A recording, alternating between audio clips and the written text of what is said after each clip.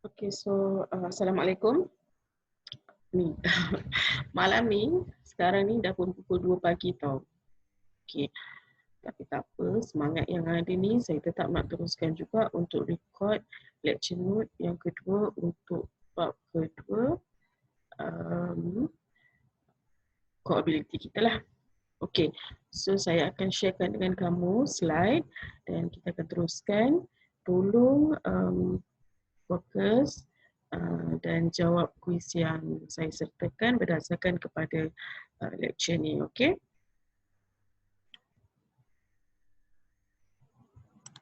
Okey, sekejap ya.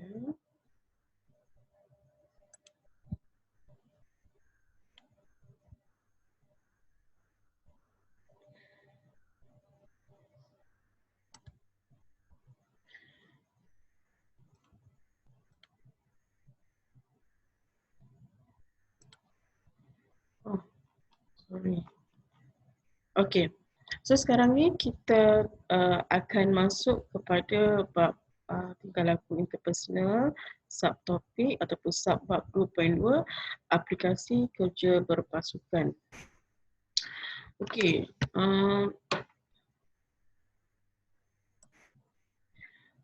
So ada beberapa objektif lah untuk bab ni. Pertama sekali penerapan kerja berpasukan, penarifan objektif kerja, penggalakkan perbincangan membina dan pematuhan undang-undang kerja. So dalam ini adalah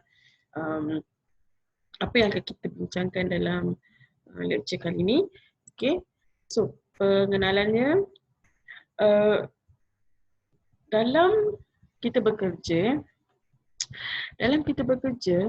kerja berpasukan ni sangat penting.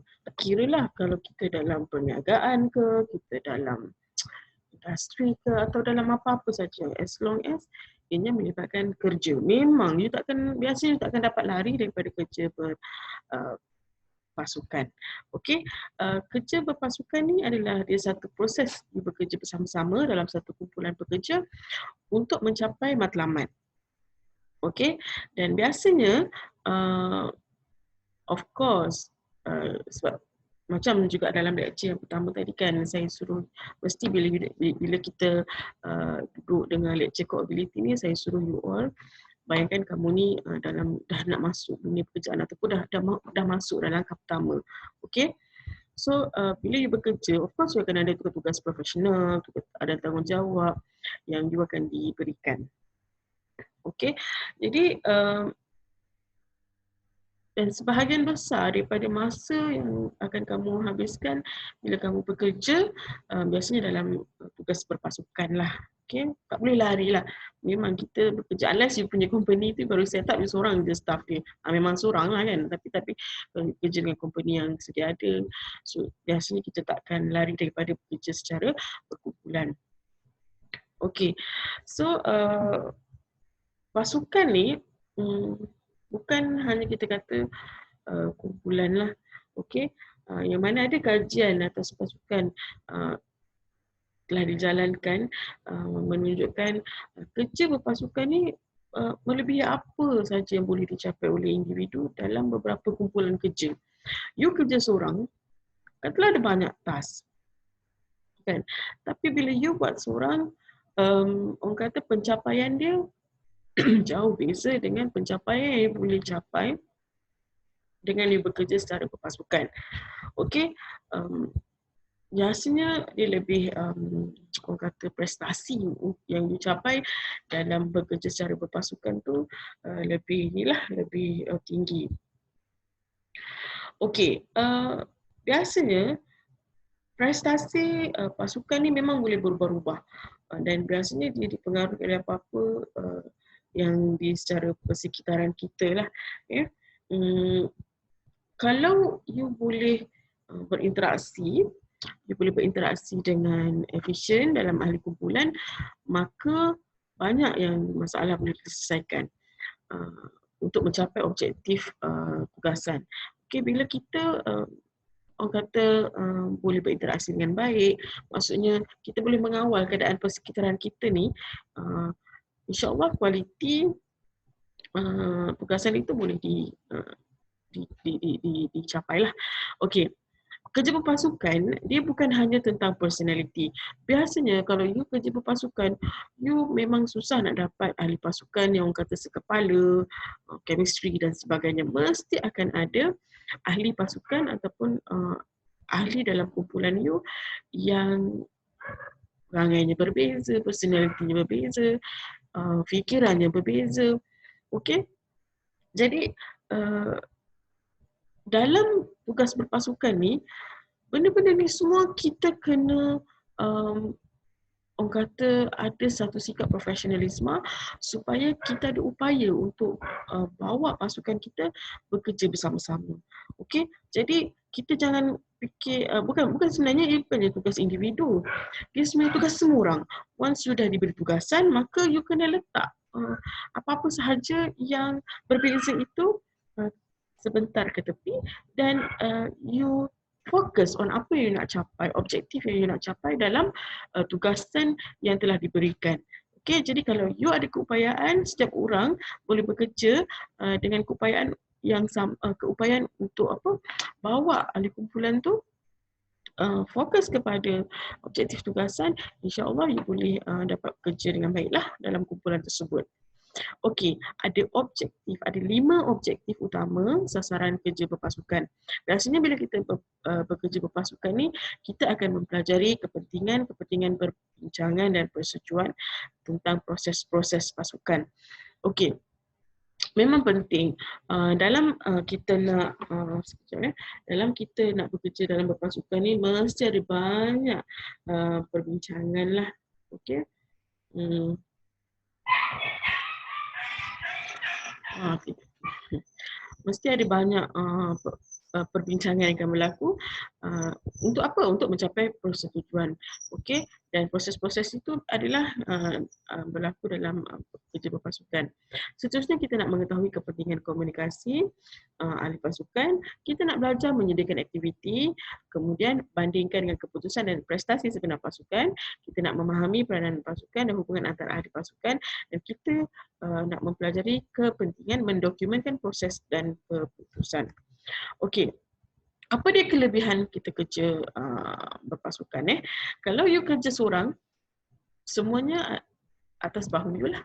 Okey, tapi kalau you kerja berpasukan, you ada motivasi, you ada sokongan. You mampu menyokong kelemahan ahli kumpulan yang lain dengan kekuatan ahli yang lain. Contoh mudah, ada ahli kumpulan yang dia terror buat report, ada ahli kumpulan yang lain dia terror presentation.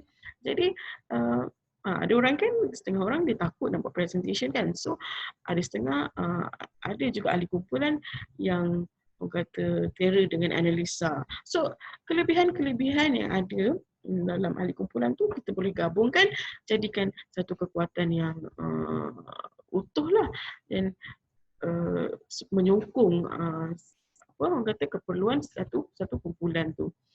Okey. Accountability ni bila kita bekerja dalam pasukan, kita kena bertanggungjawab dengan apa yang kita telah ditugaskan. Perasan tak kalau saya suruh you buat group discussion ataupun ni, saya akan suruh you all pilih ahli kumpulan masing-masing. Oh, ada kelas yang belum kita pernah buat group discussion dengan saya kan.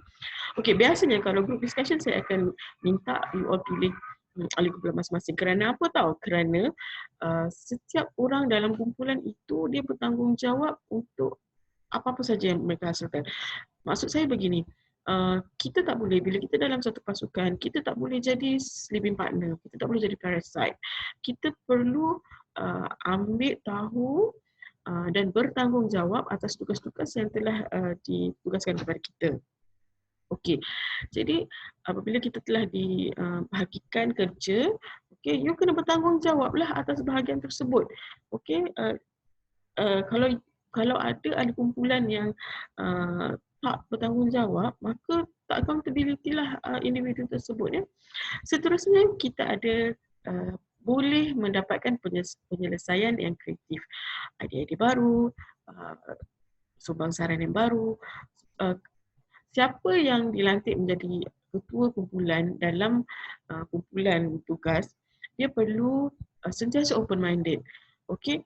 Bagi peluang pada ahli-ahli pasukan untuk mengemukakan idea supaya kita dengar ada tak idea yang fresh, yang bernas, supaya tugasan yang kita nak laksanakan ni ada penyelesaian yang mungkin lebih kreatif daripada apa yang ada dalam fikiran kita. Jadi tolong bagi peluang kepada orang-orang atau rakan sepasukan kita untuk menyumbang saran ataupun memberi idea.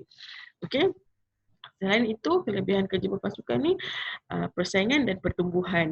Ini saya bercakap tentang persaingan ni adalah persaingan yang sihat. Okey. Kalau kita bekerja dalam pasukan, okey, contoh dalam pasukan ni tak semestinya pasukan kita je tahu. Okay. Ada beberapa pasukan dalam syarikat dan kalau kita ingin menjadi satu pasukan yang positif ataupun mencari pengalaman yang positif, kita lihat apa kelebihan daripada pasukan lain yang kita boleh belajar dan kita jadikan sumber inspirasi serta kita adapt, aplikasikan dalam kumpulan kita. Okay, bukan kita tengok kumpulan lain bagus, mulalah orang kata apa, nak jatuhkan ke, nak sailang ke, nak apa ke. Biasa kan, saya tengok, bukanlah saya tengok, tapi maksudnya macam tu lah.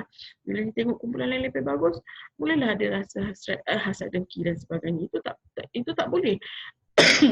Kita kena tukar mindsetting kita. Kelebihan kumpulan lain, kita jadikan, maksudnya kelebihan yang ada pada pesaing kita kepada kumpulan pasukan lain dalam organisasi yang sama yang kita jadikan sebagai contoh supaya kita boleh baiki kelemahan pasukan kita jadi lebih baiklah. Okay. Kegunaan kerja berpasukan dalam organisasi.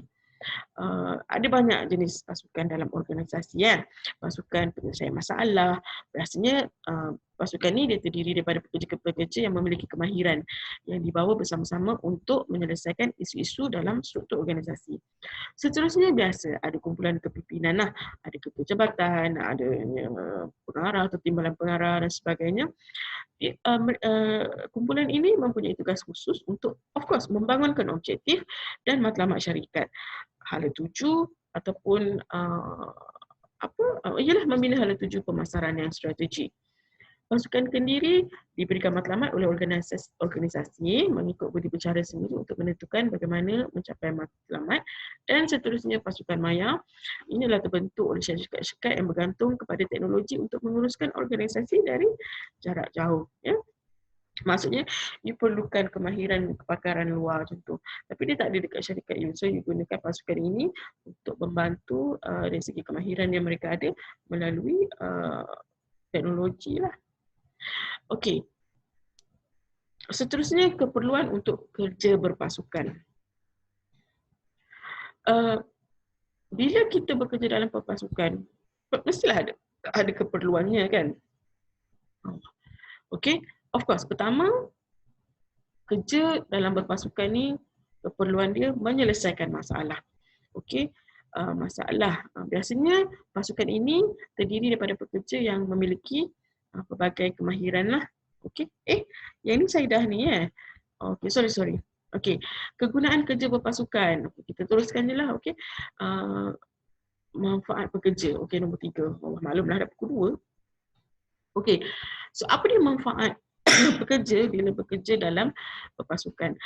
Of course, you akan dapat peluang untuk mengembangkan pengetahuan profesional sebab you bekerja dengan sama ada individu yang berbeza dalam pasukan yang sama ataupun individu dalam pasukan yang selain daripada pasukan kita. Okey, seterusnya kita ada banyak peluang belajar daripada rakan sepasukan, belajar daripada pasukan lain. Okey, seterusnya kita juga ada manfaat dalam meningkatkan hubungan sosial di tempat kerja dan peluang untuk membangunkan profesionalisme kita. Okey, so kita buka network, kita kenal orang melalui kerja-kerja pasukan ni. Seterusnya, apa faedah pada organisasi? Tadi kita bincangkan tentang manfaat kepada individu kan. So now apa faedah kepada organisasi? Dalam kerja pasukan ni, bila you boleh create a good teamwork, okay, Of course, kan tadi saya dah kata kalau kita kerja seorang, semua beban tu kita akan tanggung seorang diri. Tapi kalau kita kerja dalam kumpulan, banyak beban-beban yang kita boleh diligitkan, kita boleh bahagikan. Okey, mengikut kepakaran-kepakaran dalam kumpulan kita. So, bila tugas itu kita berikan kepada ahli kumpulan, maka tugas dapat dilaksanakan dengan lebih baik. Jadi berlakulah peningkatan produktiviti. Jika you buat inovasi produk, menggalakkan inovasi produk sebab you banyak idea, ramai. Orang kata apa, two heads are better than one. Dua kepala lebih baik daripada satu kan. Apatah lagi 4-5 orang satu kumpulan, mesti ada idea-idea.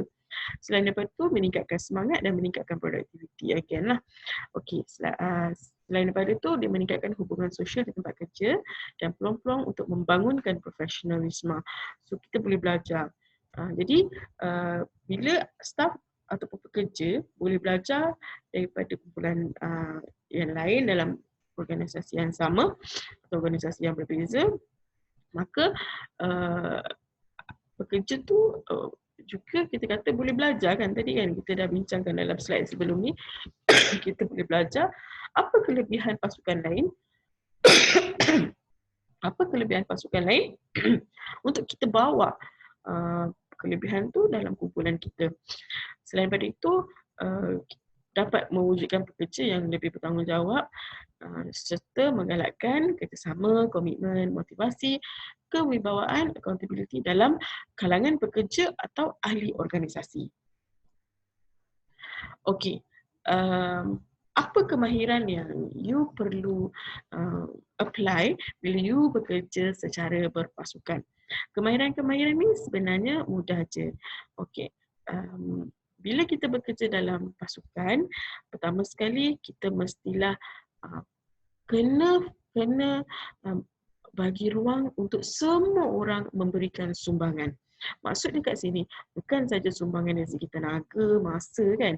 Yang penting, you beri ruang untuk ahli pasukan menyumbang idea. Okey?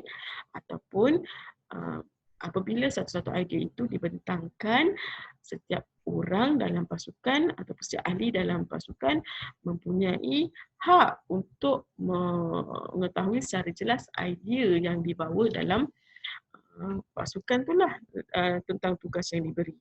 Seterusnya, apa kemahiran selain daripada sumbangan?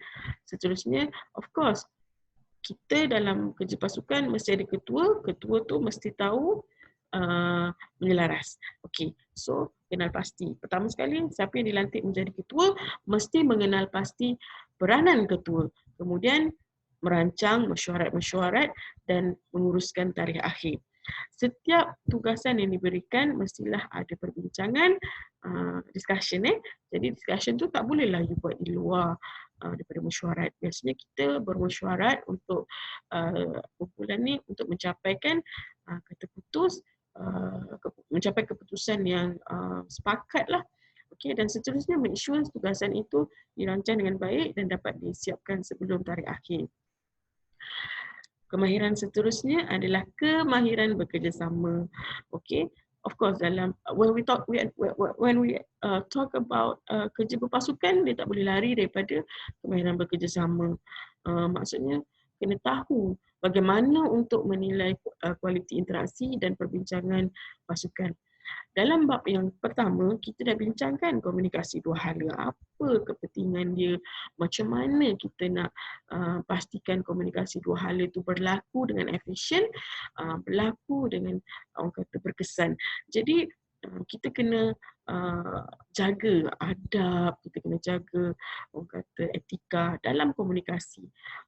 Walaupun kita mungkin ada perselisihan faham dengan ahli kumpulan lain, tapi apabila kita bekerja, berbincang dengan ahli pasukan tentang tugasan yang kita nak capai ni, objektifnya, kita mesti ketepikan segala orang kata perasaan marah ke apa.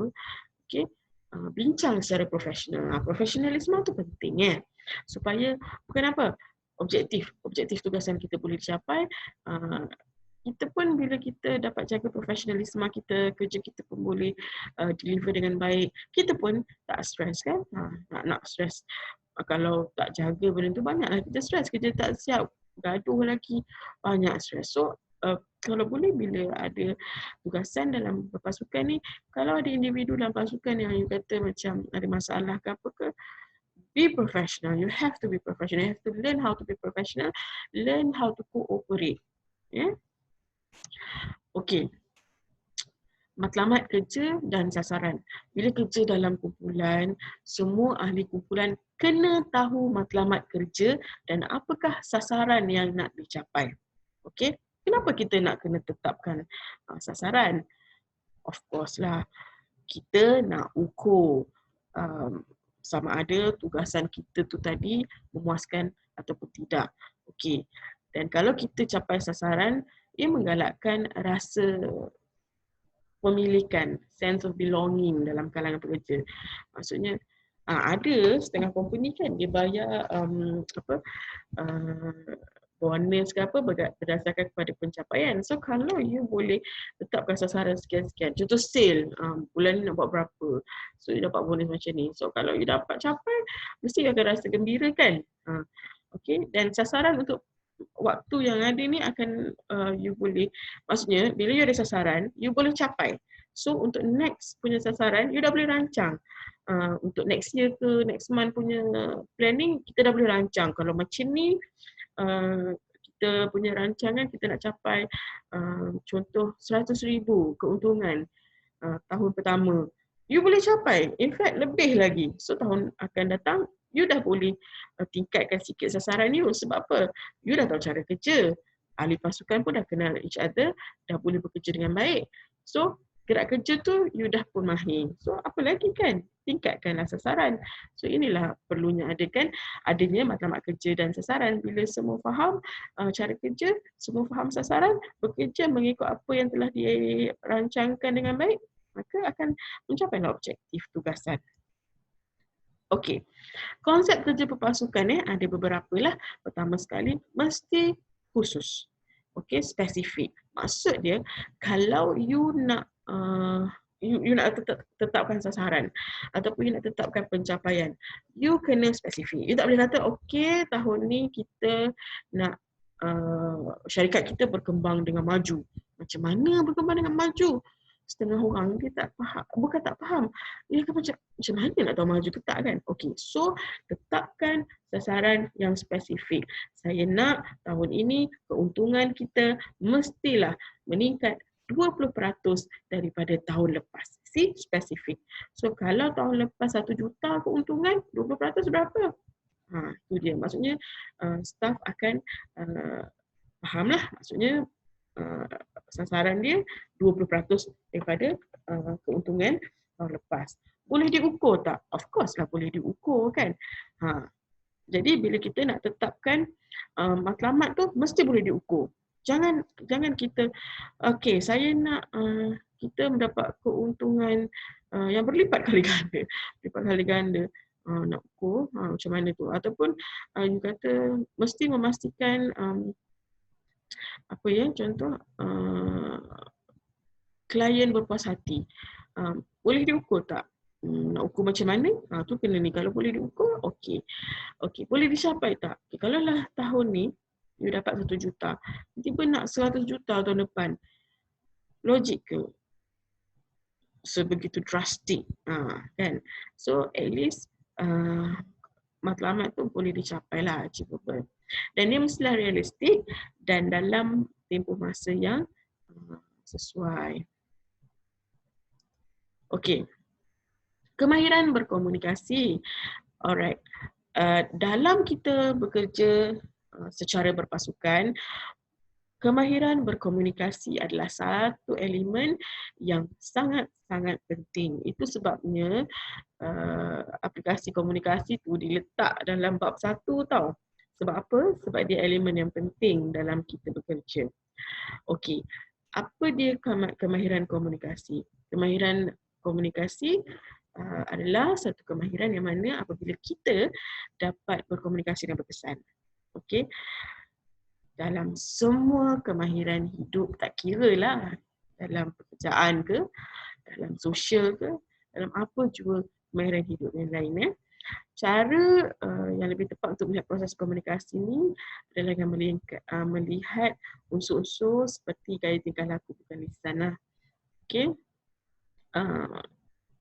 Kadang-kadang kan kita boleh tengok kalau kita bercakap dengan orang mungkin dia bersetuju tapi body language dia dan sebagainya mengatakan sebaliknya. Lirikan mata, gesture semua.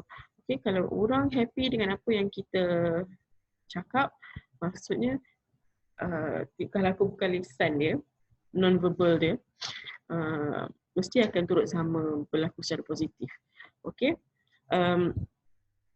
Macam mana kita nak letakkan strategi untuk memastikan komunikasi itu berkesan? Okey, pertama sekali komunikasi mestilah dibuat dengan menggunakan ayat yang jelas, mudah, yang terang, yang boleh menggalakkan komunikasi yang berkesan. Kita kena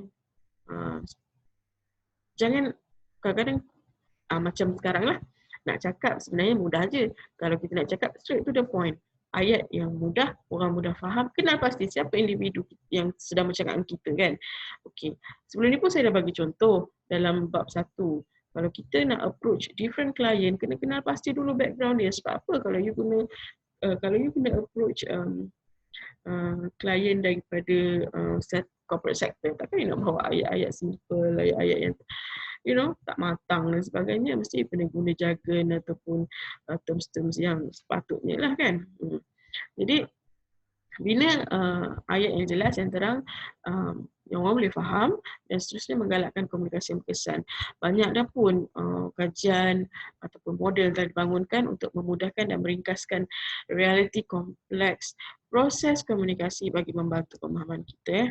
Okey, ni model Clampett 2005 dah lama dah sebenarnya. Okey, so biasanya daripada first person sender lah, okey, dia akan pertama sekali menyampaikan apa message yang nak disampaikan kepada receiver, orang yang kedua. Okey, orang kedua pula dia akan respon lah, okey, atau bagi feedback kepada yang pertama yang menyampaikan tadi. Okey. Okey, biasanya proses komunikasi ni dia start dengan orang yang pertama tadi. Orang pertama tadi dia akan menyampaikan maklumat menggunakan isyarat ke, simbol ke apa untuk menyampaikan apa-apa maksud yang nak dimaksudkan. Okey, mesej yang nak disampaikan tu boleh berlaku dalam pelbagai cara. Boleh berlaku dalam cara visual, cara bukan lisan ataupun bertulis. You hantar email pun dah kira komunikasi kan. You hantar surat pun kira komunikasi. Okey, melalui pendengaran, maksudnya you mendengar apa yang orang tu cakap melalui sub vokal ataupun melalui sentuhan pun boleh kan. Rasa kan tak semestinya you nak guna verbal kan. You cuit member, tunjuk arah sana, member dah faham dah message kita. Okey, dan untuk menghantar perutusan, ia mesti diikut dalam perkataan, nada suara, mimik muka dan bahasa bukan lisan yang lain. Ini yang saya cakap tadi. Kalau kita bercakap, okey, bercakap, of course lah you kena cakap dengan perkataan. Okey, kalau you bercakap dengan nada yang tinggi, orang mungkin agak marah kan. Muka, mimik muka semua ni memainkan peranan untuk dalam kita nak deliver the message. Okay. Okay, seterusnya untuk menjadi seorang yang mempunyai komunikasi berkesan, kita perlulah pertama sekali menjadi penutur yang baik. Okey, macam mana nak jadi penutur yang baik? Okey, pertama sekali kita kena bertimbang rasa, tengok keadaan orang yang kita nak bercakap tu, dia ready tak nak dengar apa yang kita nak cakap. Okey, bila kita bercakap pula, pastikan kita bercakap dengan jelas. Maksudnya tone suara, sebutan, okey. Dan of course bila kita bercakap, kita mestilah beri tumpuan kepada perbualan kita. Okey. Seterusnya, bila ada orang yang bercakap, mestilah ada orang yang mendengar. Kalau tak, dia tak jadilah komunikasi, betul tak? Jadi sebagai orang yang kedua, tadi kalau kita tengok model tadi ada person 1, person 2 kan? So, the second person yang menerima message daripada first person tadi, kalau waktu tu ada gangguan, dia tengah tengok phone ke, dia bercakap dengan orang lain ke, ataupun ada apa you ada kerja lain ke misalnya, okey, hilangkan gangguan. Maksudnya salah satu contoh kalau you tengah tengok phone, letak phone dulu. Kalau contohnya you tengah bercakap dengan orang lain ataupun you ada hal lain, sama ada stop ataupun you minta dia tunggu sekejap. Okey, macam itulah.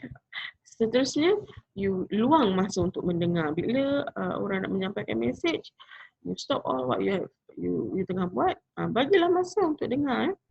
Okey, kemudian seterusnya, amalan mendengar secara reflektif. Maksudnya macam ni tau. You bercakap, ni mendengar. So kawan you tengah bagi tahu you message. Maksudnya dia ada member ataupun rakan sekerja you tengah cakap something dengan you. So reflektif ni macam mana tau? Untuk make sure apa yang you dengar itu betul, you ulang balik. Okay, so apa yang you maksudkan adalah macam ni ya. Ulang balik. Okay, so maksudnya reflect balik. Okay, itu dia akan jadi pendengar yang aktif lah. Okay, kita sentiasa make sure apa yang kita dengar tu betul. Ingat lagi tak kita belajar dalam bab 1, mesej yang nak sampai mesti tekal, mesti tepat dan tak boleh berubah kan. So inilah cara dia. Bila kita jadi pendengar yang baik, tanya balik member. Tanya balik rakan sekerja ataupun kalau kita dapat arahan tu daripada bos kita, tanya balik bos. Okay bos, tadi arahannya macam ni ya. Okay, make sure kita dapatkan kepastian mesej yang kita dapat tu betul. Okay, dengar untuk memahami. Kalau you tak boleh bagi perhatian, you tak nak dengar, macam mana you nak faham mesej? Okay, dan kalau boleh, tunggu sampai orang yang bercakap tu habis bercakap. Kalau boleh kan, you tunggu dulu 5 second sebelum you nak respon. Cuba dulu proses apa yang dia cakap dan baru respon. Okay? Ini tidak, kadang-kadang orang tak habis cakap lagi, you dah potong. So, mesej tu tak sampai sepenuhnya. Ataupun berlaku salah faham. Okay? Dan beri perhatian kepada apa yang diperkatakan lah. Okay, seterusnya pendapat yang bagus dengan alasan yang baik. Biasanya bila kita bercakap ataupun ada orang bercakap kita tengah berbincang dan sebagainya, kita kena sentiasa ingat apa isu yang dibincangkan. Jangan campur adukkan dengan benda-benda yang tak ada kaitan dengan isu. Walaupun kita ada rasa nak marah, kawal. Okay? Dan menghormati orang lain lah. Okay. Seterusnya, kemahiran berundingan.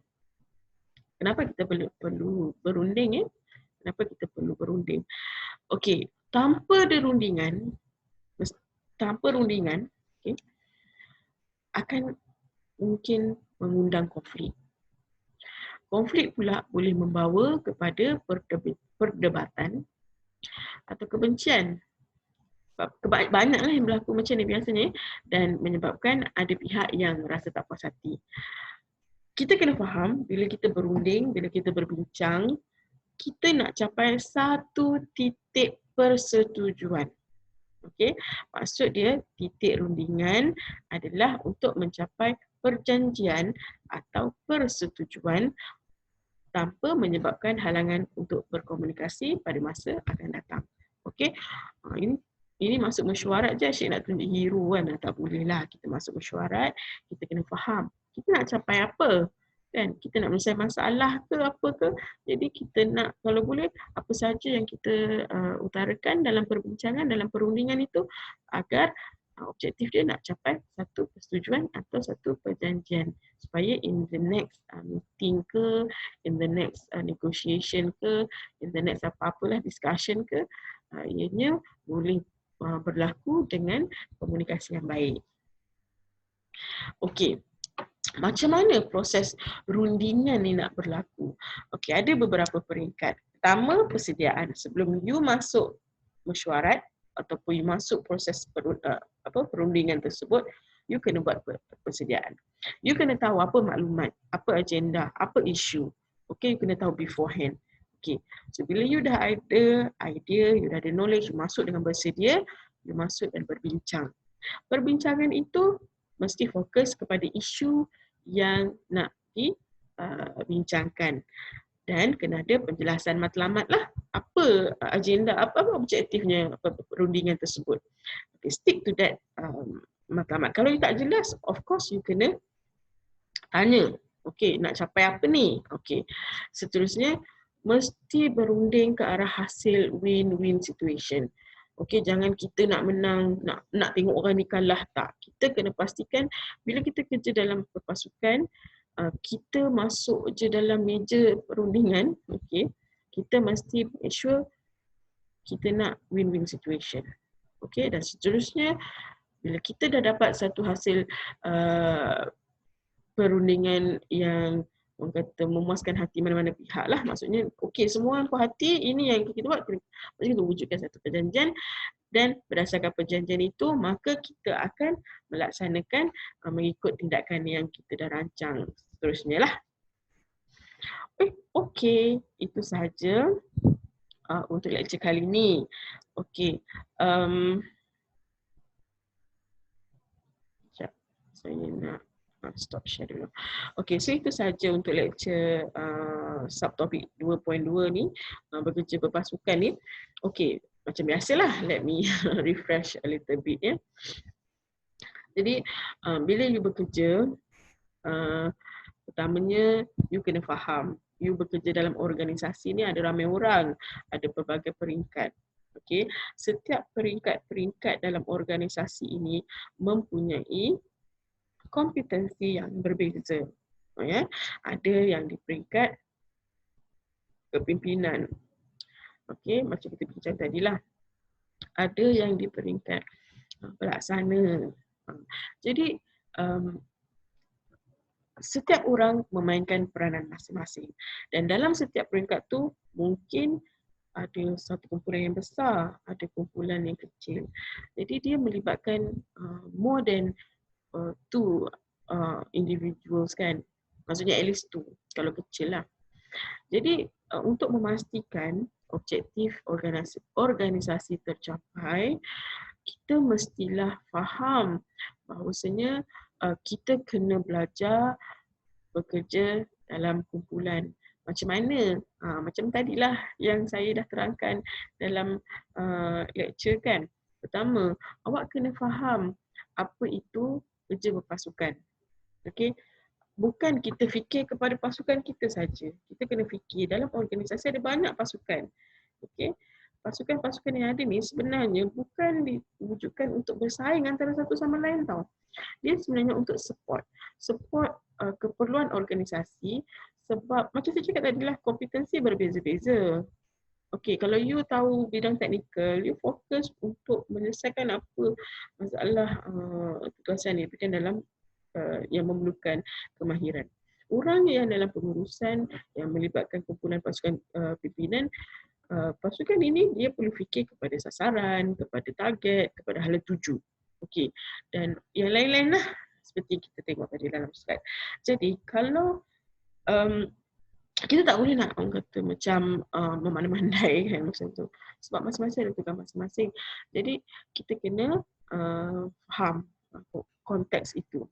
Dan kita bila kita kerja berpasukan ni, kita kena jaga komunikasi kita.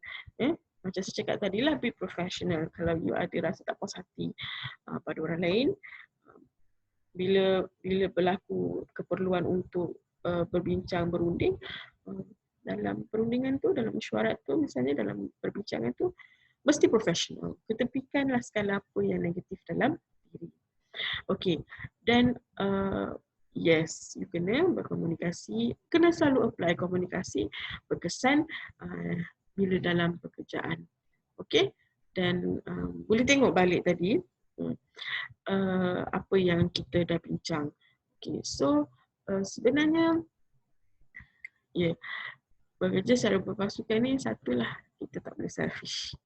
Okey, maksud dia kita tak boleh pentingkan diri sendiri, tak boleh nak rasa kita je nak menang, tak boleh nak ikut perasaan kita je, nak marah ke apa, tak boleh. Okey, so kerja pasukan ni kita kena faham apa objektif nak dicapai, macam mana kita nak ke arah tu, dan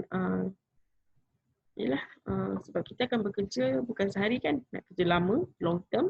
Jadi untuk mewujudkan satu pasukan yang kuat, satu pasukan yang boleh bertahan lama, so kita kena jagalah etika-etika yang sepatutnya. So untuk lecture ni, apa lagi ya? Ada quiz. Okay. Tak silap saya ada quiz.